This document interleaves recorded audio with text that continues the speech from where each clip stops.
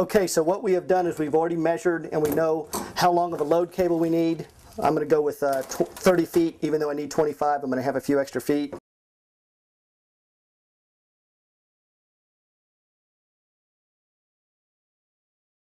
I've already pre-cut and put bulbs on the wire I need. I measured the wire length that I needed at 28 feet. This is 30 feet, in other words 30 lights. Remember, 1 foot spacing.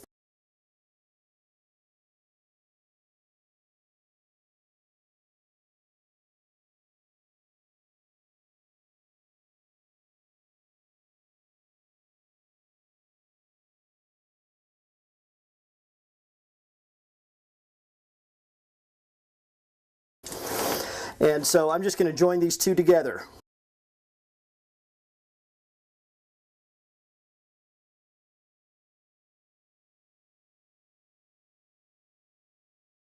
Already got this split a little bit. These type of strippers are the best strippers for stripping, especially for holiday lights. It doesn't work as well with a thicker type of wire like you might wire your house with, for instance. In all honesty, it doesn't work as well for that. But for these little wires for holiday lights, it's perfect because there's just not a chance that it's going to nick the wire. And this is the type of strippers I'm talking about. These are kind of hard to find. I had to get these at Radio Shack. I didn't find them at Home Depot or any place like that. But basically what happens is you put the wire in here, and as you squeeze these together, the first thing that happens is each side of the wire is pinched. And on this side, it literally all it does is pinch it. There's no cutting edge at all on this side.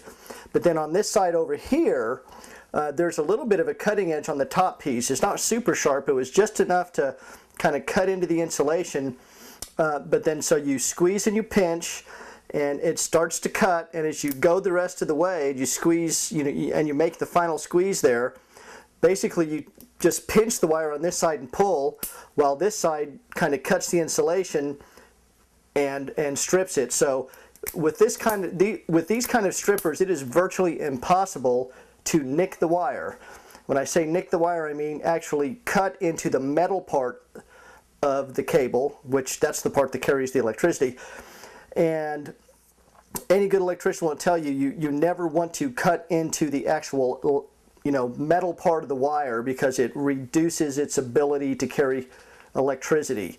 If you start out with say a 20 gauge wire, and then you start stripping it and you end up nicking it and cutting into the metal, you actually go from a 20 gauge to who knows what, a 22 or a 24 or a 28. You effectively make the wire smaller and smaller every time you nick into it, and that's not good. With these wire strippers, it's virtually guaranteed that you will not nick the wire. So I recommend getting a pair of these. I'm just going to put her on in there and get me maybe about a half, 3/4 of an inch of exposed wire. Do the same thing on the load cable. Load cable just being a fancy name for the built-in extension cord. Okay. Again, about 3/4 inch or so of exposed wire. I'm going to fan this out. Hopefully you can see that it's sort of fanned out.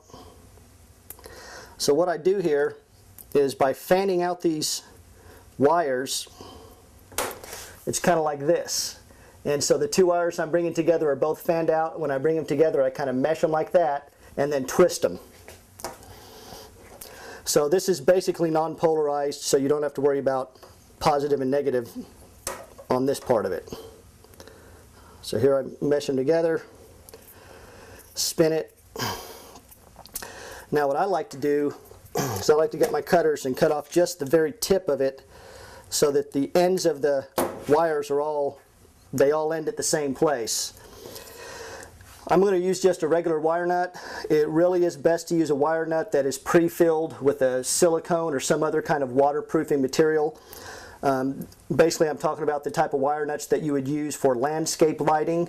And because if you have a wire nut that's filled with that silicone or whatever they use for waterproofing, the word says it all. It's waterproof. It's going to make it much less likely that moisture is going to be able to get inside here and corrode the wire.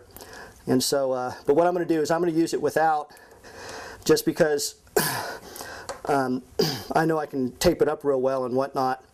And but for you, if you're going to make your own and you want it to last long, once again, I suggest you use the better type wire nut. Okay, so from here, what I do, I like to go ahead and tape off each wire nut individually, and I'm going to wrap the tape around in the same direction as I screwed on the wire nut. Okay, and so I've got these two wires here, or sort of, squeezed together with the tape, and that right there makes it somewhat waterproof right there. Same thing on this side. I'm kind of trying to pull this tight as I'm doing it. Okay, now what I'm going to do is I'm going to get me some tie wraps.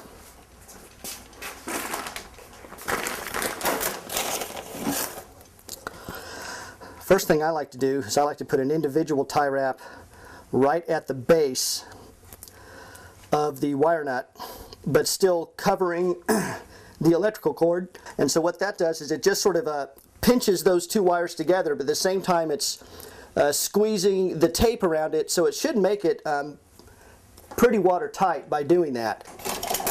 You should also look into getting one of these tools. This is just a tool that is made to tighten a tie wrap, and you just stick the tie wrap into the side of it here, and with this pumping action, well, it doesn't seem to be grabbing it too well today. It'll grab it and pull it, and then you can twist it and it'll come off. Let's see if it works better this time.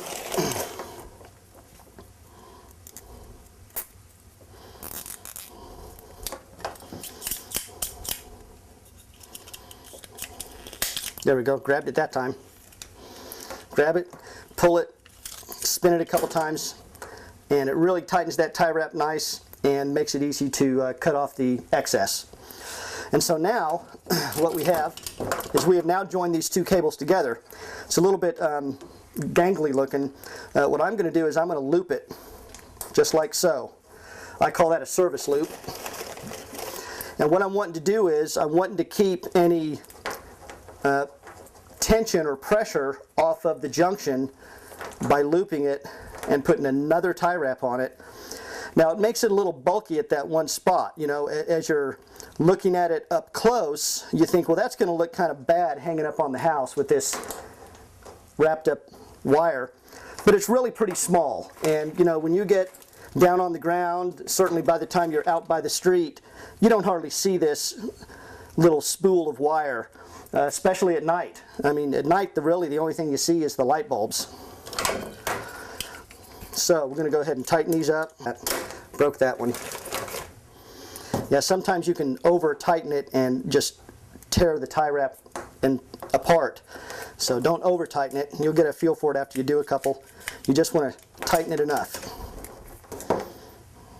So there you have it, a good solid connection, and that connection right there really and truly should last you for years.